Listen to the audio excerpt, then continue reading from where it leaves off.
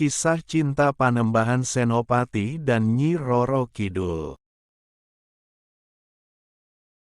Berdasarkan mitos dan legenda masyarakat Jawa, Panembahan Senopati dan Nyi Roro Kidul dipercaya merupakan sepasang kekasih yang memiliki peran besar dalam sejarah kerajaan Mataram Islam.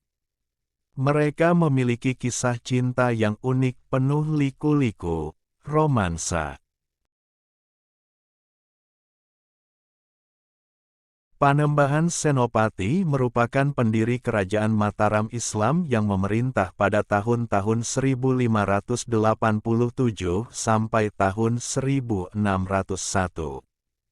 Panembahan Senopati adalah anak dari Ki Ageng Pemanahan, seorang pengawal dan orang kepercayaan Sultan Hadiwijaya dari Pajang.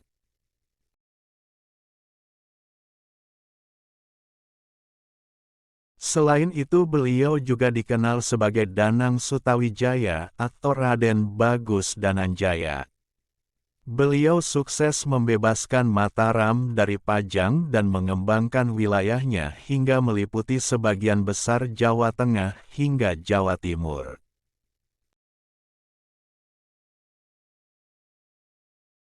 Panembahan Senopati juga terkenal sebagai raja yang memiliki ilmu gaib dan kesaktian yang luar biasa, berkat bimbingan para wali dan hubungannya dengan Nyi Roro Kidul. Beliau adalah seorang putri kerajaan Sunda yang memiliki kecantikan luar biasa.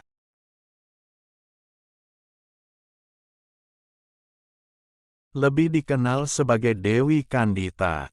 Ia diusir dari kerajaannya sendiri karena perebutan tahta.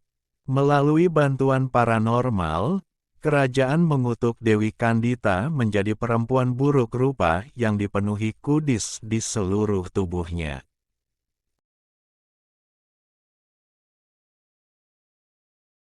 Dewi Kandita mendapat bisikan gaib untuk menyembuhkan penyakitnya, yaitu dengan cara menyeburkan diri ke dalam Laut Selatan.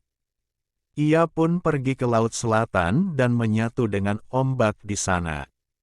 Setelah kecantikannya kembali, ia diangkat menjadi ratu. Konon kisah cinta Panembahan Senopati dan Nyi Roro Kidul berawal ketika Panembahan Senopati sedang berburu di hutan Samigaluh.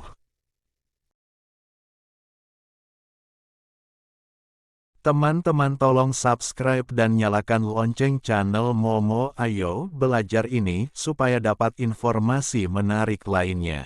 Terima kasih. Beliau melihat seekor rusa yang cantik dan mengejarnya sampai ke pinggir pantai selatan.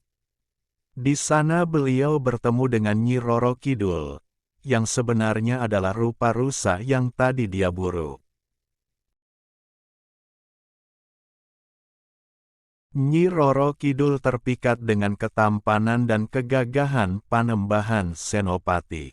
Ia pun mengundang Panembahan Senopati ke istananya di dasar laut dan menjadikan Senopati sebagai suaminya. Panembahan Senopati awalnya bimbang.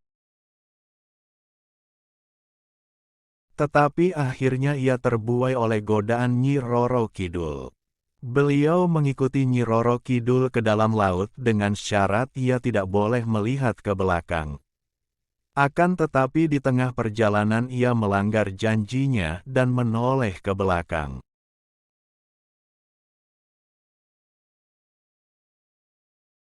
Sebagai akibatnya, Panembahan Senopati tidak bisa sampai ke istana Nyi Roro Kidul. Ia pun terlempar ke pantai hingga pingsan. Saat tersadar, ia melihat sebuah batu besar berwarna putih bersih di dekatnya.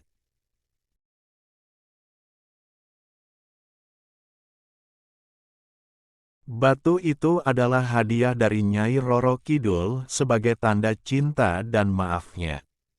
Batu itu juga memiliki kekuatan untuk membantu Panembahan Senopati dalam memimpin kerajaan Mataram.